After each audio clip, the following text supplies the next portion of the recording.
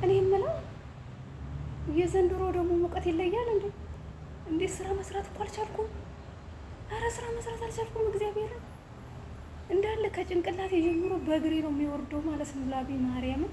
ይሄ አንገቴ እንደምታዩት ይሄ ሁሉ ላብ ነው።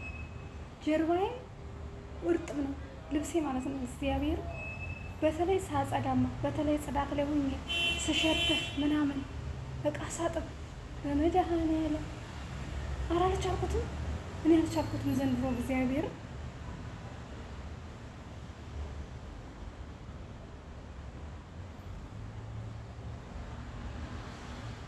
እንዴ! ኧረ ምን ይሻላል? ቤሩት ሙከየፍ እንዳትከፍቱ መብራቱን የለም ታውቃላችሁ፣ ቤሩት ላይ ማለት ነው።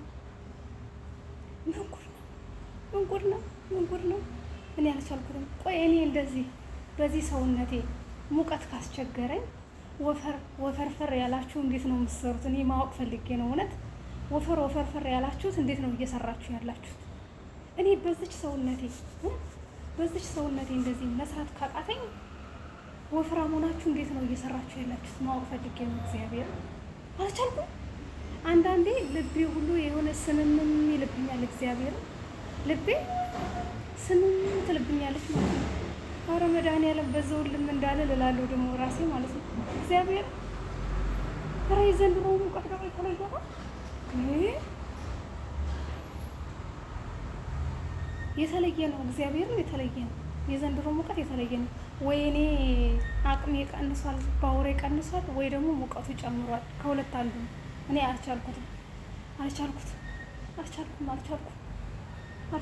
ፀጉሬ የታጠበ ነው የሚመስለው ማለት ነው። ከላቡ የተነሳ የታጠበ ነው የሚመስለው። ምን ይሻላል? ቆይ መፍትሄውን ንገሩኝ እስኪ እውነት። ኧረ በመድኃኒዓለም ኧረ በክርስቶስ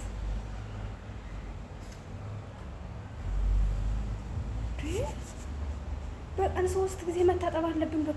በቀን 3 መታጠብ አለባችሁ ማለት ነው።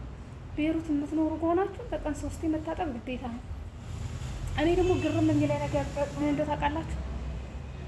በዚህ ሙቀት ሰዎቹ ማለት ነው በሞቀ ሆነ ቢታጠቡት። በእርግጥ እነሱ ኢሲ ቦታ ስለሚሆኑ ነው ስለሚለኩሱ ነው የንፋስ መስጫውን ማለት ነው። ሙቀቱ አይታወቃቸውም። በዚህ ሙቀት ውሃ ሙቀው ይታጠባሉ።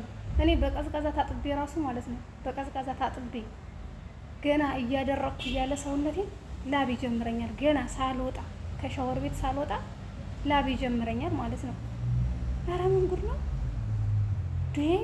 ከነዚህችም ሰውነቴ ቀለጠች እኮ በቃ ቀለጠች። ወይኔ ቀለጥኩ እውነት።